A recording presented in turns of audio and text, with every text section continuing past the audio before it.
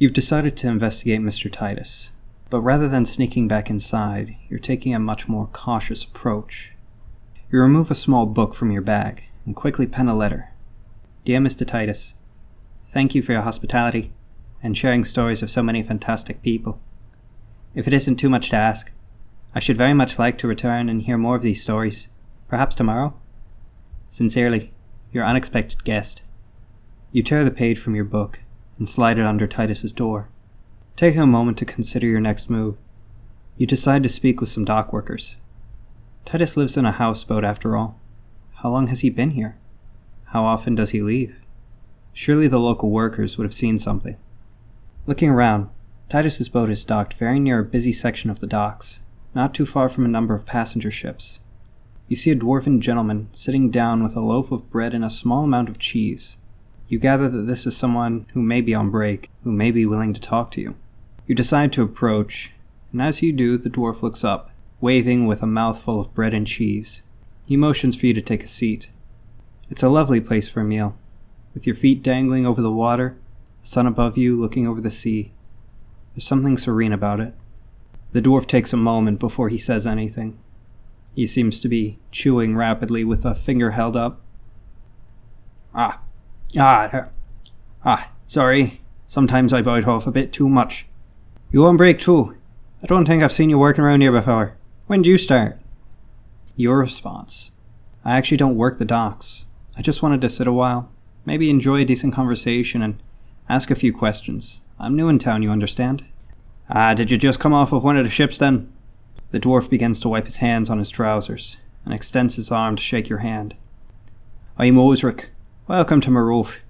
Can be a rough place, but if you're willing to work, you can always find something. Osric takes another bite of his sandwich. So, you have a question? Yeah, about the city. What do you want to know? More that I had questions about the boat over there. You point towards Titus's boat. Do you know who owns it, or how long it's been there? Well, I cannot say I know who owns it. Never seen anyone board it. As to how long it's been docked, well, I've seen it docked a few times. More often than not, it sits out in the middle of the bay. Exactly the same spot every time, too. Afraid I can't tell you more than that, aside from the fact that it's been around as long as I've worked here. And I've worked here, maybe 50 years now. You've worked here 50 years? And I'll work these docks 50 more. I have a decent pension keeping my job secure. I get on well with the folk I work around, and every day I get to enjoy my lunch looking at this. Osric motions to the sea. I could work the forge like my brother, or travel around like my father. But I think this is what makes me happy, and that's enough for me. Well, if you're happy, I think that's all that really matters. Osric nods. Does the name Titus mean anything to you? Titus. That sounds terribly familiar. I've heard it, I know it, but I cannot place the name. I'm sorry. Are you a friend of yours? I'll keep an eye out. But you'll have to forgive me. My meal's done, and I have work I need to do. Osric wipes crumbs off of himself and begins to stand. 'Twas a pleasure meeting you. You can join me for lunch any time you like. It was a pleasure, Mr. Osric. I might just take you up on that. As Osric walks away and gets back to work, you look around for a few other dock workers that may be willing to speak with you. And you speak with a few others who aren't terribly busy, but get no new information aside from what Osric gave you. It is interesting, though. Everyone who you spoke with all said that Titus's boat has been there for as long as they've been there, and that Titus's name was familiar, but lost to them. One worker suggests checking city records. All boats that are kept long-term need to make payments for the space. A paper trail that old should have been sent off and may be available for public view. Having gathered what you can from the docks, you think back to the stories Titus told you. There were interesting bits of information he gave you, things you could research and check. There must be a library in the city. Maybe with a bit of research, you could learn more of these events, or more of Titus. He's a wizard. He said as much when he spoke of Sean. He must be of some power. He'd traveled to the plane of fire. After all, that's where he encountered Lexranar. A wizard wouldn't travel to such a place unless they were confident enough in their power and ability to get back, or even survive there. How powerful would Titas have to be to make such a trip and return alone?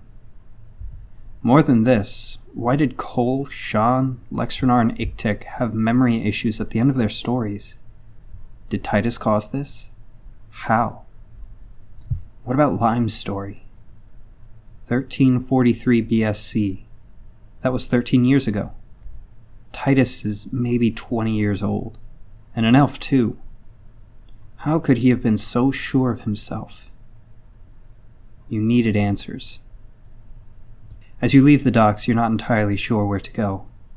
There are people everywhere filling the streets alongside horses and carriages. Everyone seemed like they had a purpose, a place to be or something to do. You could see a number of inns, taverns, and tackle shops around. There's a board with papers pinned to it, too. You take a look to find it a sort of jobs board. A number of places are hiring. The Adventurers League is looking for new recruits, and there are a few odd jobs for folk that are posted as well. But there is no sign nor direction to a library or any such place where you might find the information you need. You do take notice of a few constables who are on patrol on the streets, and think they might be able to assist you. So you ask where information on the arcane could be found. They all point you in one of two directions, either to Miss Lilith's Arcane University or to the Morove City Library, giving you directions to each. You know the nature of the information you are looking for is complex. It would take time to find and understand. Truly, you could get one of these two places and look for this information before night. You think a moment. Where should you go? Do you truly want to continue to follow this rabbit hole? All things considered, asking too many questions might prove dangerous. However, with these questions that you have, could you truly leave them unanswered? What do you do?